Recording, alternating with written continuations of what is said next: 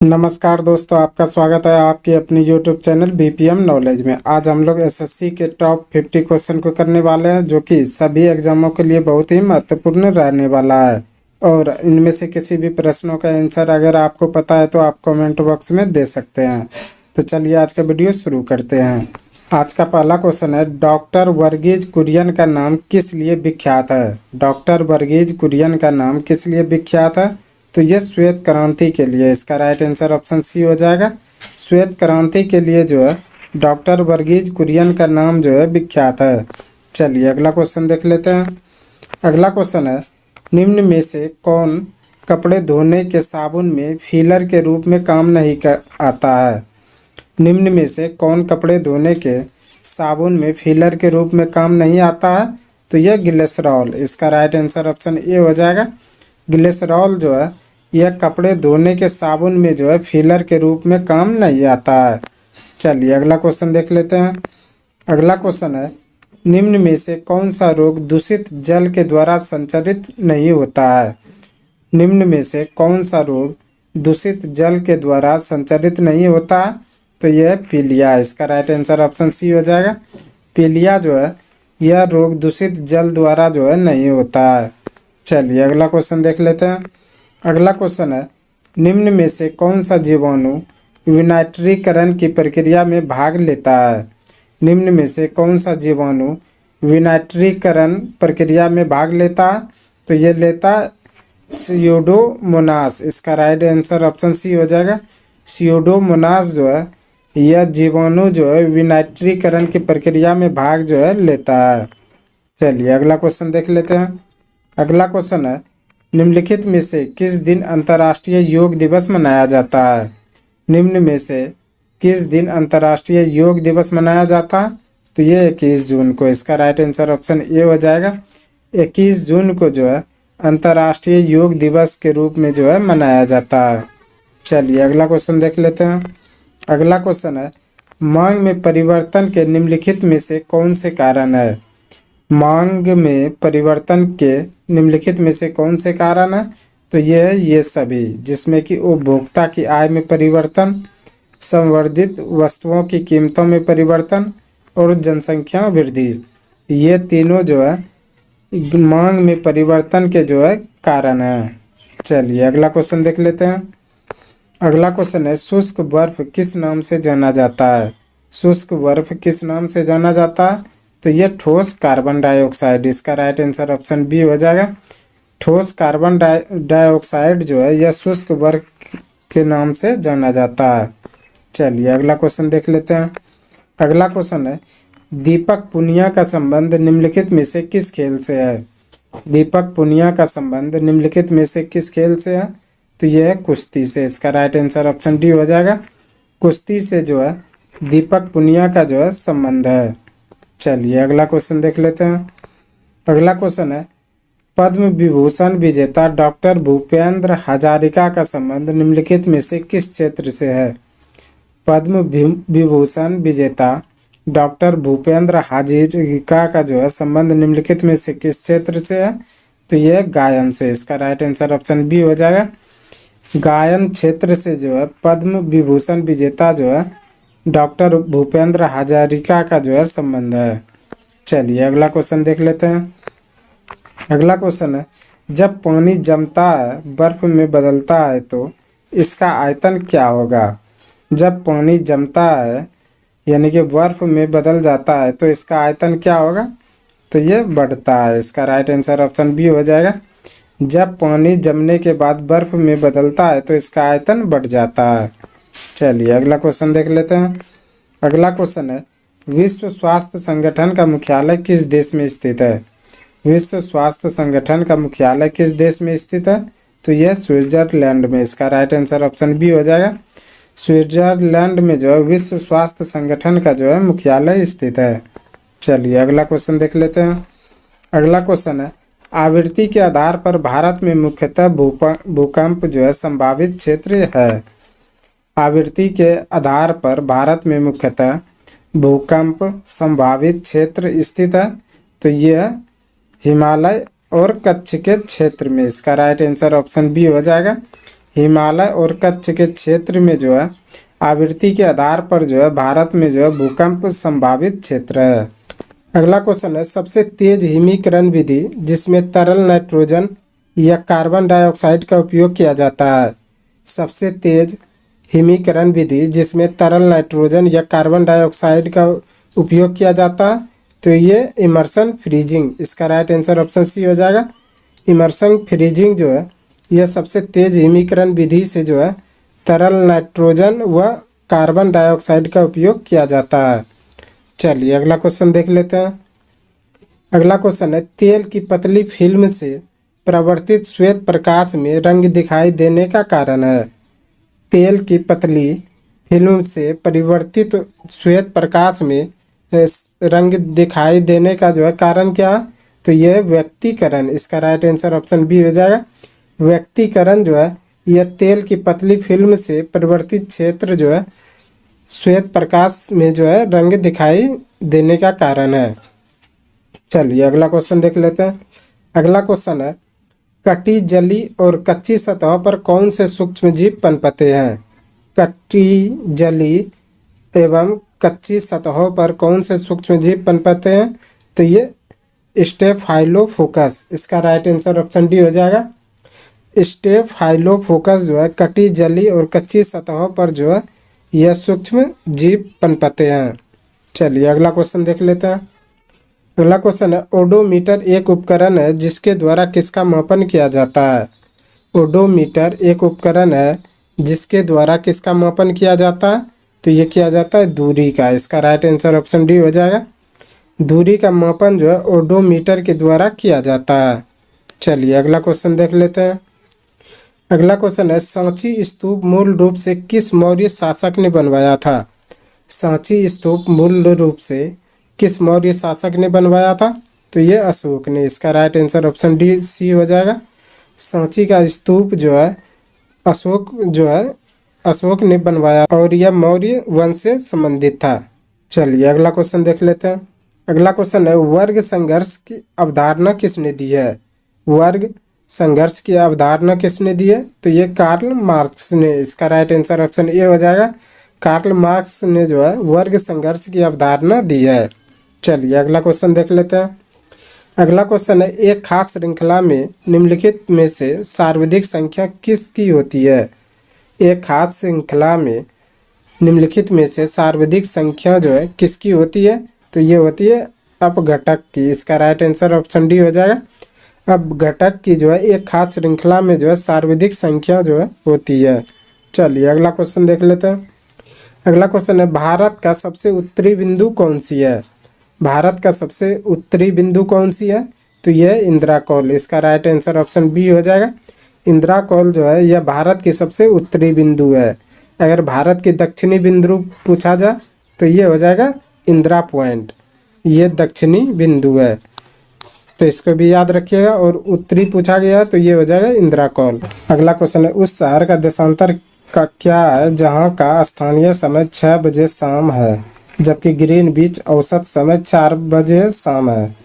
उस शहर का देशांतर क्या है जहाँ का स्थानीय समय 6 बजे शाम है जबकि ग्रीनविच औसत समय जो है 4 बजे शाम है, तो ये हो जाएगा 30 डिग्री पूर्वी, इसका राइट आंसर ऑप्शन ए हो जाएगा। 30 डिग्री पूर्वी जो है वह देशांतर है जहाँ की स्थानीय समय 6 बजे शाम होता है और ग्रीनविच पर जो है शाम के 4 बजते हैं। चलिए अगला क्वेश्चन देख लेते हैं। अगला क्वेश्चन है, इनमें से कौन सा इस्पात प्लांट से संबंधित नहीं है। इनमें से कौन सा इस्पात प्लांट से संबंधित नहीं है, तो यह सिंदरी नहीं है, इसका राइट आंसर ऑप्शन डी हो जाएगा। सिंदरी जो है इस्पात प्लांट से संबंधित नहीं है। चलिए अगला क्वेश्चन देख लेते हैं। अगला क्वेश्चन है, गारो किस राज्य की जनजाति है। गारो किस राज्य की जनजाति है, तो यह है मेघालय की, इसका राइट आंसर ऑप्शन सी हो जाएगा। गारो जो है मेघालय राज्य की जनजाति है। चलिए अगला क्वेश्चन देख लेते हैं। अगला क्वेश्चन है, उस खगोल भौतिक शास्त्री का नाम बताइए जो एक क्षय तंत्रीय रोग से पीड़ित है और केवल कंप्यूटर के माध्यम से ही अपनी बात कह पाते हैं। उस खगोल भौतिक शास्त्री का नाम बताइए जो एक क्षय तांत्रिक रोग से पीड़ित है और केवल कंप्यूटर के माध्यम से ही अपनी बात जो है कह पाते हैं, तो ये है ई फॉर्मी। इसका राइट आंसर ऑप्शन ए हो जाएगा। ई फॉर्मी जो है उस खगोल वैज्ञानिक शास्त्री का नाम है जो कि क्षय तांत्रिक जो है रोग से पीड़ित है और केवल कंप्यूटर के माध्यम से ही अपनी बात कह पाते हैं। चलिए अगला क्वेश्चन देख लेते हैं। अगला क्वेश्चन है, दिल्ली चलो का नारा किसने दिया था? दिल्ली चलो का नारा किसने दिया था? तो ये दिया था सुभाष चंद्र बोस ने। इसका राइट आंसर ऑप्शन ए हो जाएगा। सुभाष चंद्र बोस ने जो है दिल्ली चलो का नारा दिया था। अगला क्वेश्चन है, संतरे किसके प्रबल स्रोत है? संतरे किसके प्रबल स्रोत है?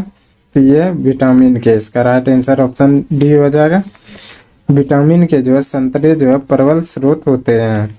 चलिए अगला क्वेश्चन देख लेते हैं। अगला क्वेश्चन है, प्राचीन नालंदा विश्वविद्यालय का संस्थापक कौन था? प्राचीन नालंदा विश्वविद्यालय का संस्थापक कौन था? तो ये था कुमारगुप्त। इसका राइट आंसर ऑप्शन डी हो जाएगा।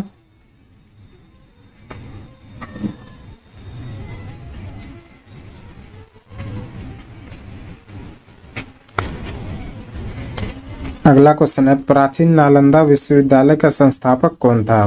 प्राचीन नालंदा विश्वविद्यालय का संस्थापक कौन था? तो ये था कुमारगुप्त। इसका राइट आंसर ऑप्शन डी हो जाएगा। कुमारगुप्त ने जो है प्राचीन नालंदा विश्वविद्यालय का जो है संस्थापक था। चलिए अगला क्वेश्चन देख लेते हैं। अगला क्वेश्चन है, मुंगेर निम्नलिखित में से किसकी राजधानी थी? मुंगेर निम्नलिखित में से किसकी राजधानी थी? तो ये थी मीर कासिम की। इसका राइट आंसर ऑप्शन ए हो जाएगा। मीर कासिम की जो है राजधानी मुंगेर थी। चलिए अगला क्वेश्चन देख लेते हैं। अगला क्वेश्चन है, गुरु गोविंद सिंह की माता का नाम क्या था? गुरु गोविंद सिंह के माता का नाम क्या था? तो इनमें से कोई नहीं। इसका राइट आंसर ऑप्शन डी हो जाएगा। इनमें से कोई नहीं। चलिए अगला क्वेश्चन देख लेते हैं। अगला क्वेश्चन है, फणीश्वर नाथ रेणु का जन्म कहाँ हुआ था? फणीश्वर नाथ रेणु का जन्म कहाँ हुआ था? तो यह था पूर्णिया में। इसका राइट आंसर ऑप्शन सी हो जाएगा। पूर्णिया में जो है फणीश्वर नाथ रेणु का जो है जन्म हुआ था। चलिए अगला क्वेश्चन देख लेते हैं। अगला क्वेश्चन है, कामायनी पुस्तक के रचयिता कौन थे? कामायनी पुस्तक के रचयिता कौन थे? तो ये थे जयशंकर प्रसाद। इसका राइट आंसर ऑप्शन ए हो जाएगा। जयशंकर प्रसाद जो है कामायनी पुस्तक के जो है रचयिता थे। चलिए अगला क्वेश्चन देख लेते हैं। अगला क्वेश्चन है, किस यंत्र से विद्युत धारा का मापन करते हैं? किस यंत्र से विद्युत धारा का मापन करते हैं? तो ये करते हैं आमीटर से। इसका राइट आंसर ऑप्शन डी हो जाएगा। आमीटर से जो है विद्युत धारा का मापन करते हैं। चलिए अगला क्वेश्चन देख लेते हैं। अगला क्वेश्चन है, डायनमो वह यंत्र है जो किसको परिवर्तित करता है? डायनमो वह यंत्र है जो किसको परिवर्तित करता है? तो ये करता है यांत्रिक ऊर्जा को विद्युत ऊर्जा में। इसका राइट आंसर ऑप्शन बी हो जाएगा। यांत्रिक ऊर्जा को विद्युत ऊर्जा में जो है डायनमो परिवर्तित करता है। चलिए अगला क्वेश्चन देख लेते हैं। अगला क्वेश्चन है, अर्थशास्त्र पुस्तक किसने लिखा था? अर्थशास्त्र पुस्तक किसने लिखा था? तो ये लिखा था कौटिल्य ने। इसका राइट आंसर ऑप्शन बी हो जाएगा। कौटिल्य ने जो है अर्थशास्त्र पुस्तक लिखा था। चलिए अगला क्वेश्चन देख लेते हैं। अगला क्वेश्चन है, इंकलाब जिंदाबाद का नारा किसने दिया था? इंकलाब जिंदाबाद का नारा किसने दिया था? तो ये दिया था भगत सिंह ने। इसका राइट आंसर ऑप्शन डी हो जाएगा। भगत सिंह ने जो है इंकलाब जिंदाबाद का नारा दिया था। अगला क्वेश्चन है, मानव के किस कशेरुकी पर खोपड़ी का संपूर्ण भार स्थित होता है? मानव के किस कशेरुकी पर खोपड़ी का संपूर्ण भार स्थित होता है? तो ये एटलस पर। इसका राइट आंसर ऑप्शन ए हो जाएगा। एटलस पर जो है खोपड़ी का संपूर्ण भार स्थिर होता है। चलिए अगला क्वेश्चन देख लेते हैं। अगला क्वेश्चन देख लेते हैं, मानव में डायफ्राम का उपयोग निम्नलिखित में से किस क्रिया के लिए किया जाता है? मानव में डायफ्राम का उपयोग निम्नलिखित में से किस क्रिया के लिए किया जाता है? तो ये श्वसन क्रिया के लिए। इसका राइट आंसर ऑप्शन सी हो जाएगा। श्वसन क्रिया के लिए जो है मानव में डायफ्राम का उपयोग जो है किया जाता है। चलिए अगला क्वेश्चन देख लेते हैं। अगला क्वेश्चन है, निम्नलिखित में से कौन सी गैस उच्चतम ऊष्मीय मान रखती है? निम्नलिखित में से कौन सी गैस उच्चतम ऊष्मीय मान रखती है? तो ये भाप अंगार गैस। इसका राइट आंसर ऑप्शन बी हो जाएगा। भाप अंगार गैस जो है यह उच्चतम ऊष्मीय मान रखती है। चलिए अगला क्वेश्चन देख लेते हैं। अगला क्वेश्चन है, मनुष्य के शरीर में कुल कितनी हड्डियां होती है? मनुष्य के शरीर में कुल कितनी हड्डियां होती है? तो ये होती है 206 हड्डियां। इसका राइट आंसर ऑप्शन बी हो जाएगा। मनुष्य के शरीर में जो है 206 हड्डियां होती है। चलिए अगला क्वेश्चन देख लेते हैं। अगला क्वेश्चन है, निम्न में से कौन सी ऊर्जा प्रदान नहीं करता है? निम्न में से कौन ऊर्जा प्रदान नहीं करता? तो ये विटामिन, इसका राइट आंसर ऑप्शन बी हो जाएगा। विटामिन जो है यह ऊर्जा प्रदान नहीं करता है। चलिए अगला क्वेश्चन देख लेते हैं।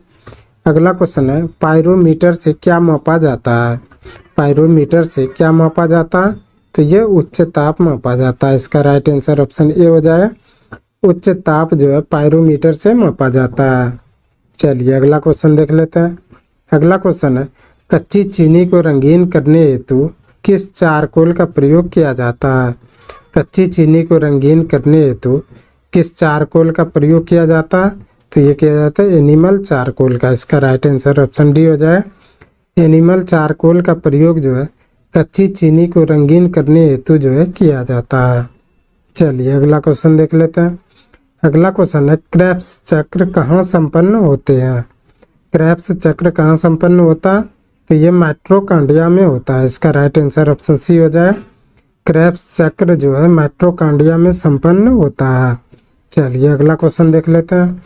अगला क्वेश्चन है, प्रकाश संश्लेषण एवं श्वसन दोनों के लिए आवश्यक है। प्रकाश संश्लेषण एवं श्वसन दोनों के लिए आवश्यक कौन है? तो ये साइटोक्रीम। इसका राइट आंसर ऑप्शन डी हो जाएगा। साइटोक्रीम जो है यह प्रकाश संश्लेषण एवं श्वसन दोनों के लिए आवश्यक है।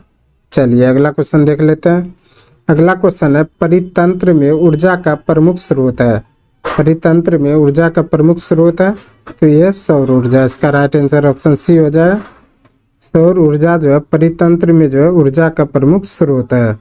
चलिए अगला क्वेश्चन देख लेते हैं।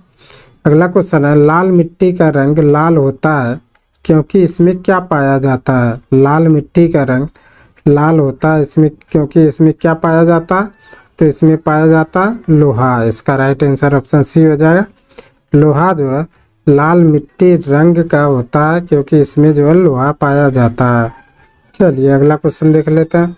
अगला क्वेश्चन है, निम्नलिखित में से किस विटामिन को टोकोफेरॉल के नाम से जाना जाता है? निम्नलिखित में से किस विटामिन को टोकोफेरॉल के नाम से जाना जाता है? तो ये विटामिन ई को। इसका राइट आंसर ऑप्शन सी हो जाएगा। विटामिन ई को जो है टोकोफेरॉल के नाम से जाना जाता है। चलिए अगला क्वेश्चन देख लेते हैं। अगला क्वेश्चन है, निम्नलिखित में बेकिंग सोडा के नाम से किसे जाना जाता है? निम्नलिखित में बेकिंग सोडा के नाम से किसे जाना जाता है? तो जाना जाता है सोडियम बाइकार्बोनेट को। इसका राइट आंसर ऑप्शन बी हो जाएगा। सोडियम बाइकार्बोनेट को जो है बेकिंग सोडा के नाम से जाना जाता है। चलिए अगला क्वेश्चन देख लेते हैं। अगला क्वेश्चन है, हीलियम की खोज किसने की थी? हीलियम की खोज किसने की थी? तो ये की थी लोकेयर ने। इसका राइट आंसर ऑप्शन बी हो जाएगा। लोकेयर ने जो है हीलियम की खोज की थी। चलिए अगला क्वेश्चन देख लेते हैं। आज का अंतिम क्वेश्चन है, निम्नलिखित में से कौन सा अम्ल सिरके में उपस्थित है? निम्नलिखित में से कौन सा अम्ल सिरके में उपस्थित है? तो ये एसिटिक अम्ल। इसका राइट आंसर ऑप्शन डी हो जाएगा। एसिटिक अम्ल जो है यह सिरके में उपस्थित है। आज के लिए बस इतना ही। हमें उम्मीद है कि ये वीडियो आपको पसंद आया होगा। अगर पसंद आया तो प्लीज़ लाइक कमेंट शेयर और चैनल को सब्सक्राइब जरूर करें। धन्यवाद।